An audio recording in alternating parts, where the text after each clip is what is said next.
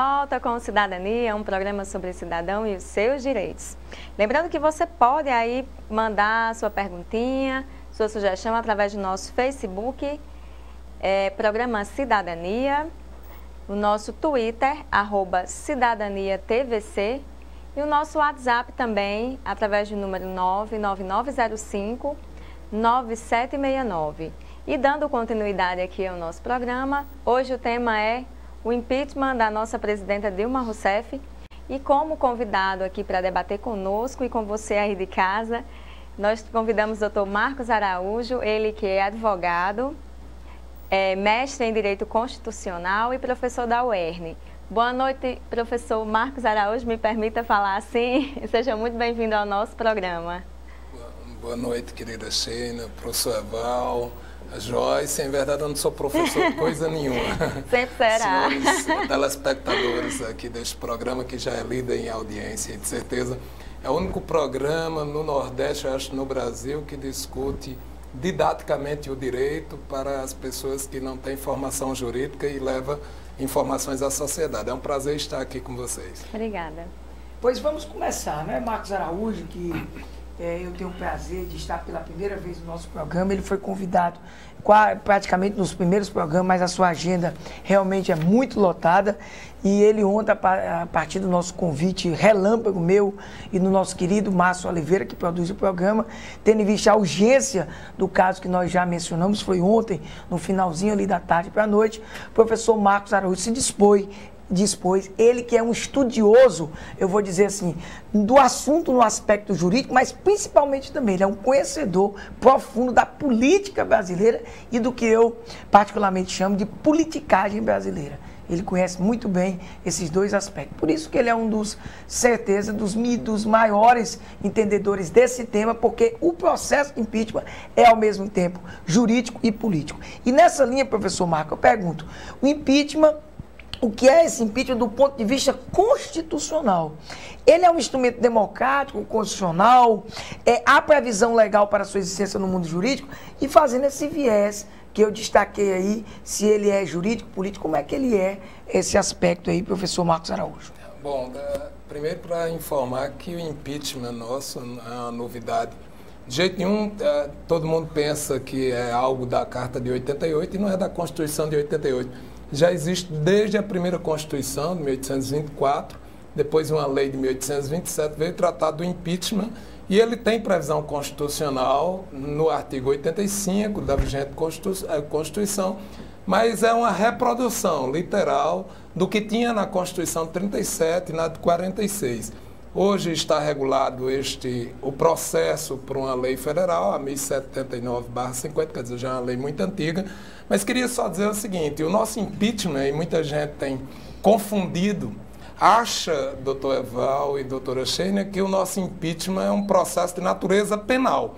Confunde o processo de impeachment como se fosse um crime e é tratado, em verdade, como se fosse um crime, e está lá na Lei 1079, crimes de responsabilidade, como se tivesse alguma configuração penal. E não é.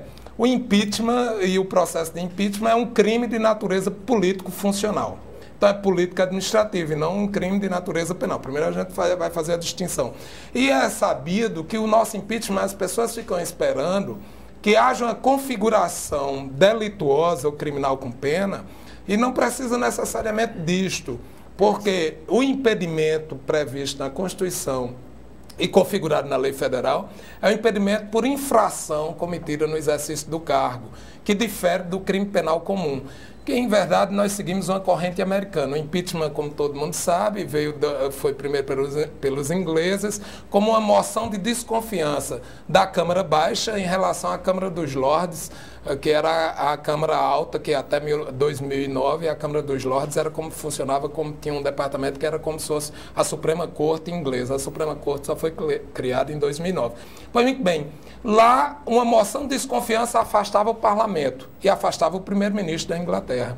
Depois, os Estados Unidos pegou esse modelo de impeachment e nós seguimos o modelo americano, que é o modelo de crime funcional do presidente. Lá nos Estados Unidos, nós tivemos o caso de Nixon, em 1979, que ele renunciou no primeiro processo de impeachment. Tivemos no de Bill Clinton, quando ele namorou com a estagiária e negou esse fato e ele foi processado. Então, nós seguimos o modelo americano e não o modelo inglês, porque no modelo inglês, a consequência do impeachment é a moção de desconfiança e o julgamento pela Câmara dos Lordes, hoje pela Suprema Corte, já do crime funcional e do crime e da matéria penal, do crime penal cometido. Aqui não. Aqui nós afastamos o presidente da República para responder, se for o caso, ou destituímos ele do cargo para responder ao crime penal, ao crime comum para ele praticado. Então, tiramos ele do cargo para, em seguida, ele responder pelo crime que teria cometido. Então, o impeachment tem previsão constitucional, é legalmente previsto, e mais segue a uma tendência de punição por infração política administrativa.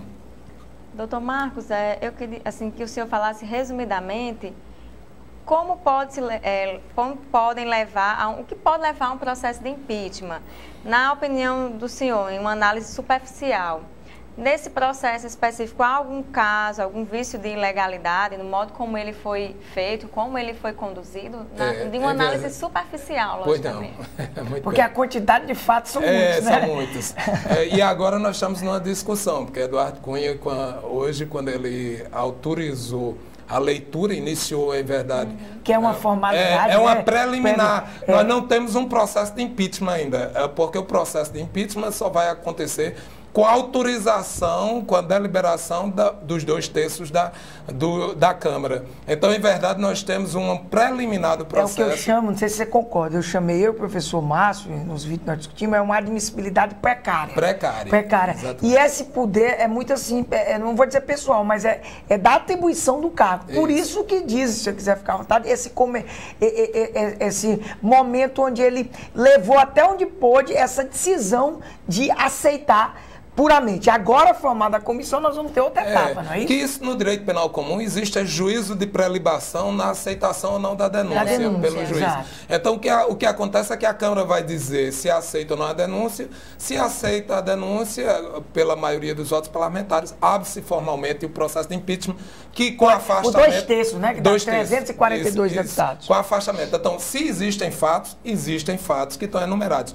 Hoje, agora, tem alguns fatos, por exemplo, que são de discutir constitucionalidade, que são os fatos da pedalada fiscal que tem que ser apostada. Eduardo Cunha hoje fez uma correção de rumo que diz que a pedalada fiscal é de 2014, efetivamente, e ele diz que é do primeiro mandato de Dilma, porque tem a discussão doutrinária que diz que só caberia a responsabilização político-funcional dos praticados no curso do mandato, e não no mandato anterior. Então, ele já hoje disse, não, nós temos fatos que implicariam em afastamento no gozo desse mandato. Essa denúncia específica, salvo engano, ela foi aditada logo após a reprovação das contas pelo Tribunal de Contas da União.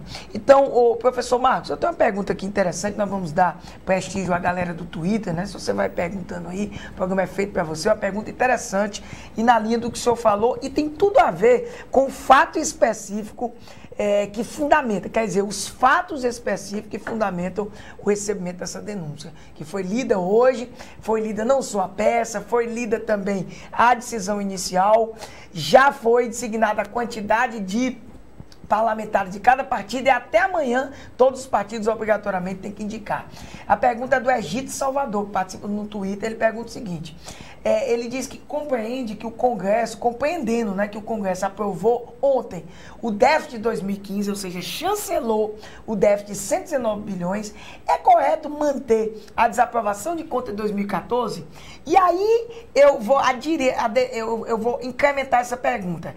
Se, evidentemente, ele desaprova a conta de 2014, o respaldo legal para o impeachment ainda existiria, vamos dizer assim, mais ou menos? Nós temos um fato superveniente. Esse fato superveniente poderia implicar na perda da motivação processual. Hoje, por exemplo, eu vi Eduardo Cunha e li alguma coisa a respeito, ele dizendo que um dos fatos seria que ensejaria impeachment seria decretos presidenciais autorizando aberturas de créditos suplementares sem aprovação do Congresso. Esse seria um dos fatos. Agora, a aprovação das contas ou a aprovação do rombo fiscal de 119 bilhões em 2015, já agora nessa legislatura... Ontem, coincidentemente ontem implicaria para mim numa perda superveniente do objeto, que seria a desaprovação de 2014. Isso é... Ok. Agora não dá mais tempo, né? Nosso blog já está encerrando. Vamos a um breve intervalo. Foi muito rápido. E daqui a pouquinho a gente retorna aqui com o nosso entrevistado nesse debate tão instigante. Cidadania, um programa sobre cidadão e seus direitos, volta já.